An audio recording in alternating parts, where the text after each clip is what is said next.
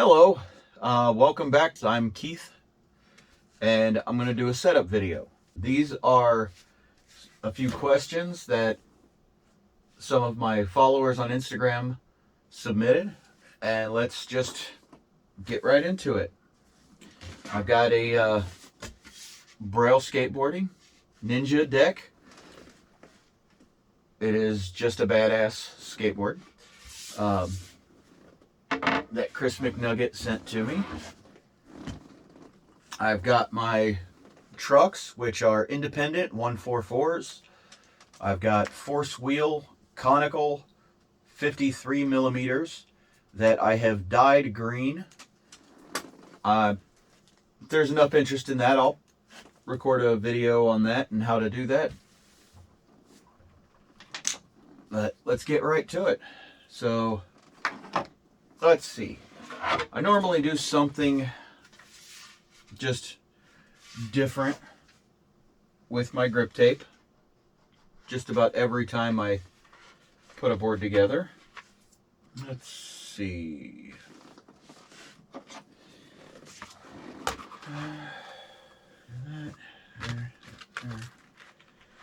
Let's go right about here.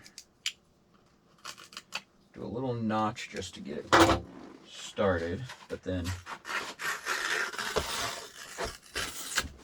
there you go. A little zigzag too, that works. Alright, let's peel the backing off. Alright, let's see.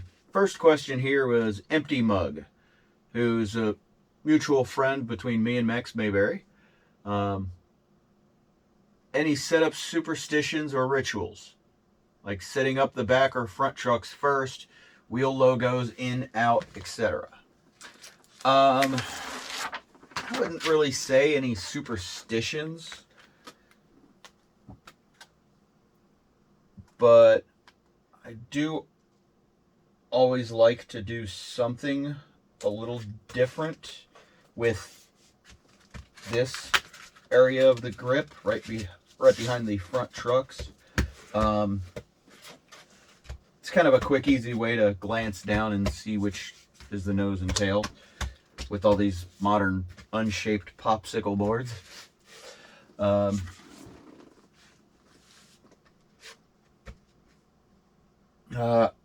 do always like to make sure that I have the wheel graphics the same way. But when I skate a pair of wheels for a while, they start to get a cone shape where they are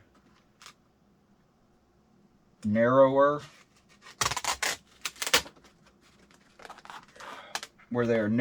on the outside edge of the wheels than they are on the inside edge.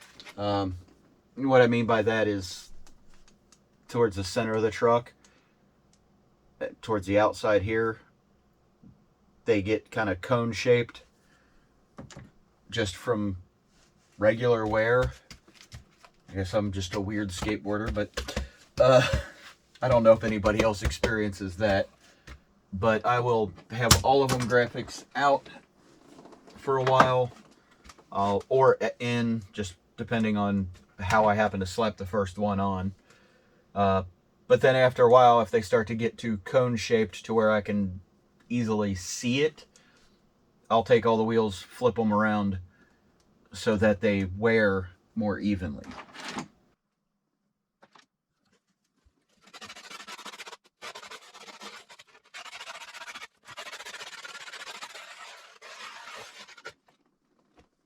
I'm gonna silence this annoying part for our viewers who don't like it. Second question comes from Bubble Shack Co. Is, what got you into skateboarding? Well, see, I was 10 years old, and I was living way out in the country in Ohio. And we had a new kid that moved into the area.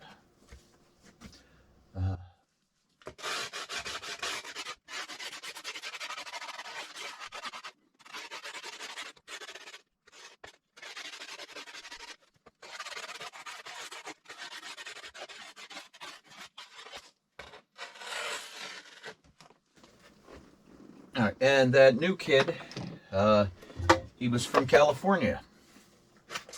And like the rest of us, he liked riding bikes. And his parents had a little bit more money, I guess, than a lot of us that lived in the area. Because he had all sorts of bikes. He had BMX bikes, 10 speeds. He had motorbikes too. Like motocross bikes. He had like 2 or 3 of them. But they built like track out the back of their house with some dirt ramps.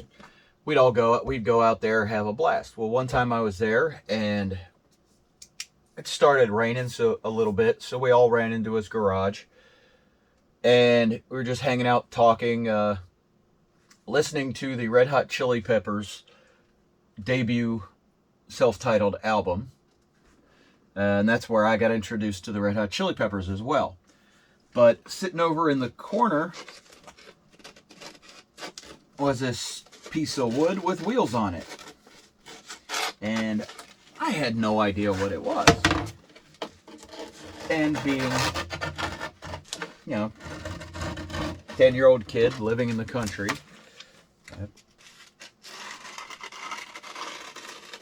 looking for pretty much anything interesting to do, I asked him what it was. He said, "Oh, that's a skateboard." What's a skateboard? And so he showed me. He grabbed it, he set it down on the floor, and he popped an ollie.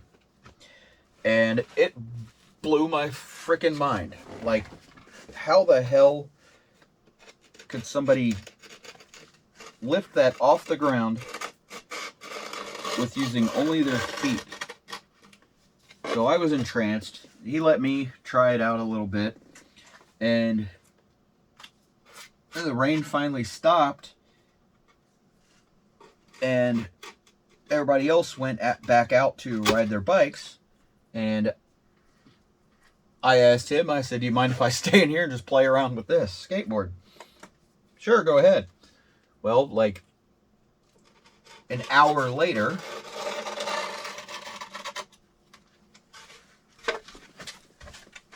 everybody else is pretty much done. And they come in, and I'm still screwing around with the skateboard. And it's starting to get dark, so we all need to head home. And we're just saying, making plans for the next day or whatever, just saying goodbye. And he turns to me and he goes, "Hey, you seem to really like that skateboard. Do you want it?" And 10-year-old kid, obviously, I was like, "Really? Are you sure?" Yeah, I'll take it." And he gave it to me, and I was just hooked from then on. I wore that board out and begged my parents, got them to take me down to this little shop in Cincinnati called Discworld. And it was the only skateboard shop anywhere. And it was awesome. But that's like continuing on the story. That's what got me into skateboarding. All right, so let's see. Let's file this first, and then we'll get to the next question.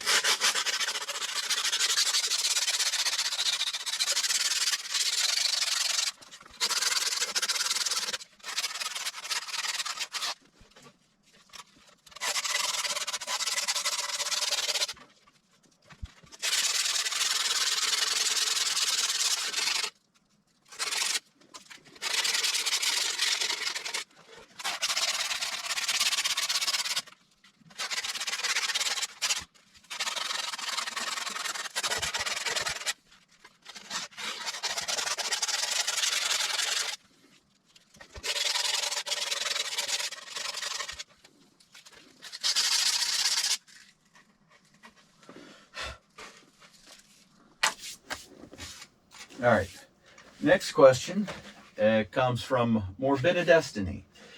She's one of my followers on Instagram, but she also is a regular in my Twitch channel, which I'll put that link down in the description below if you want to come check me out on Twitch. I play video games. Sometimes I live stream myself working on my forge and making stuff out of metal. I'll probably stream myself doing some drawing and painting as well. You see a few canvases back there, my easel, and some of my paint supplies. Got my 3D printer. I got a lot of stuff going on. I do not like to be bored. But Morbid of Destiny said, what did baby Keith want to be as an adult Keith? And that's actually kind of funny because when I was in, I think it's like 2nd or 3rd grade, we had the typical 2nd or 3rd grader assignment of writing out what you want to be when you grow up.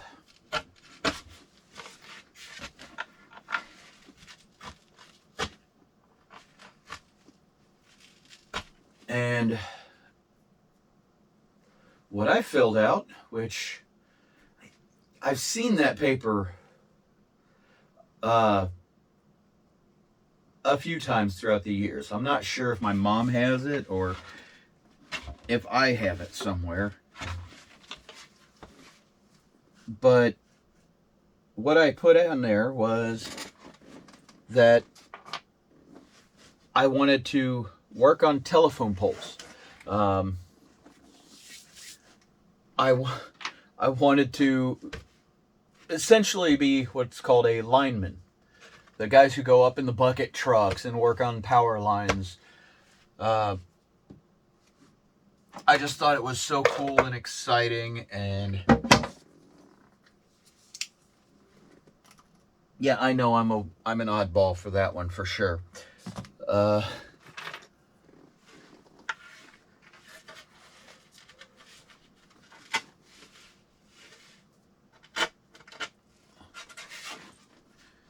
But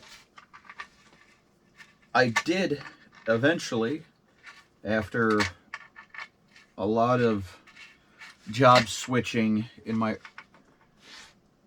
late teens, early 20s, end up getting into electrical work and electronics and maintenance type work. A lot more on the mechanical side than the electrical eventually, but in the end,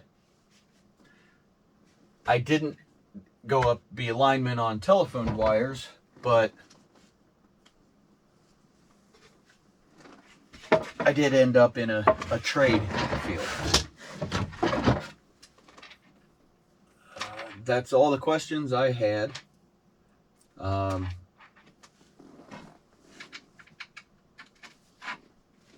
That were submitted. So I'll just kind of expand on a little bit more here on the final question and talk about some of the careers and just jobs that I've been through.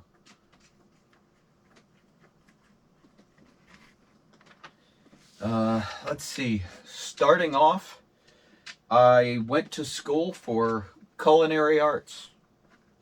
Yeah, training to be a chef.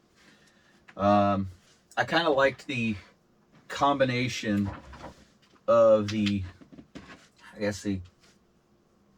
chemist side of it, the technical side of,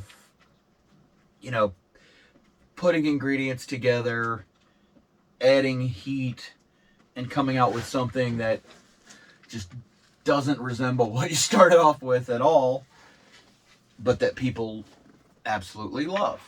And plating up dishes and stuff like that.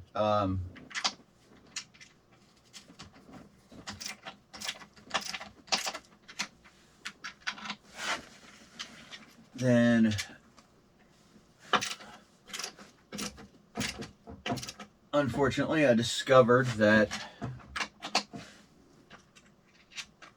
I was not going to be able to support my newly starting family in the beginnings of a culinary career. I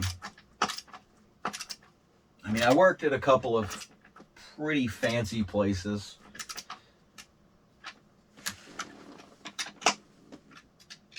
But the pay just wasn't there.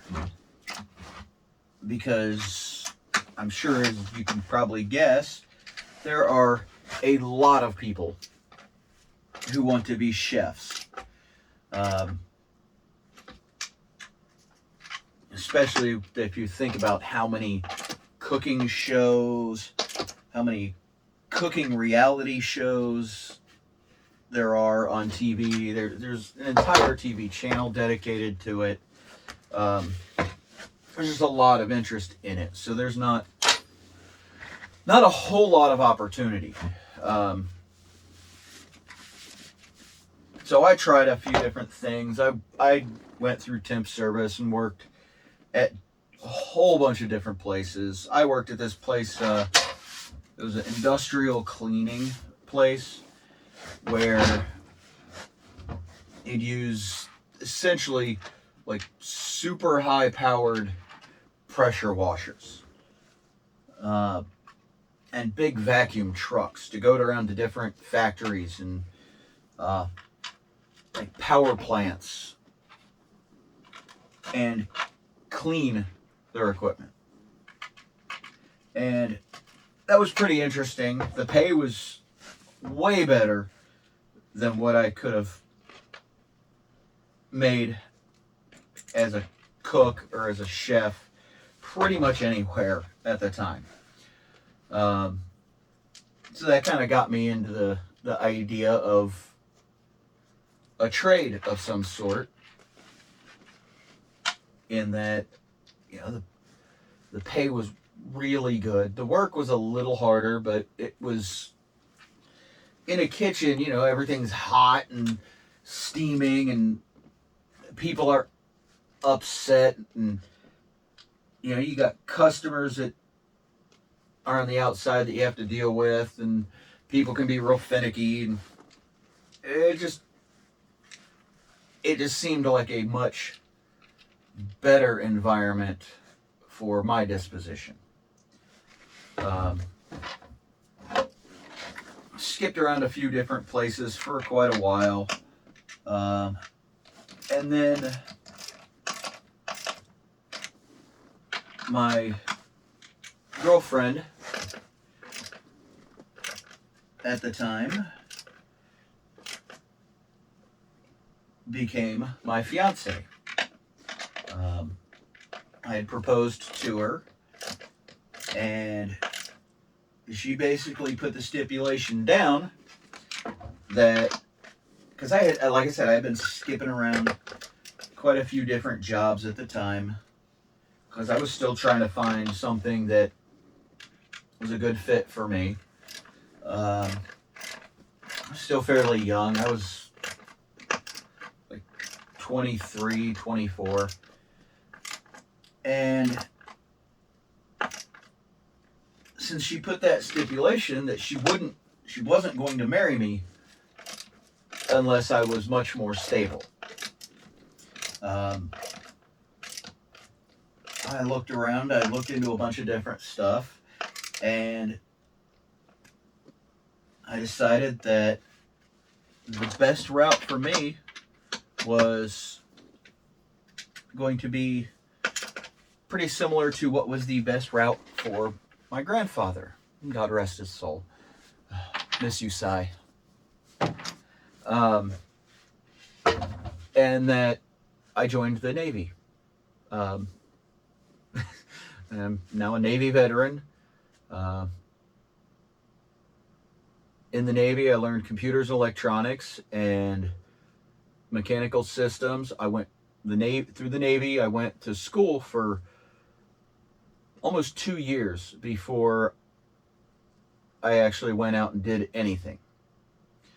And that was where I delved into the electronics and maintenance aspect of things. And that's what I've been doing ever since. So I really appreciate all the questions. I'm now done with the board. I think it looks pretty sweet with the green wheels with the light green bottom on the deck. I got my little zigzag there.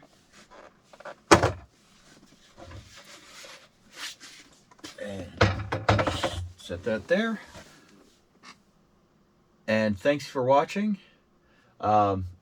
Here's the normal YouTube stuff. Like, comment, subscribe, blah, blah, blah, blah, blah. Links of stuff down in the description. I just appreciate you sticking around. And I'll have more videos in the future just because this is fun to me. Yeah, I'm an oddball, but I do enjoy doing stuff like this. So, until next time, peace!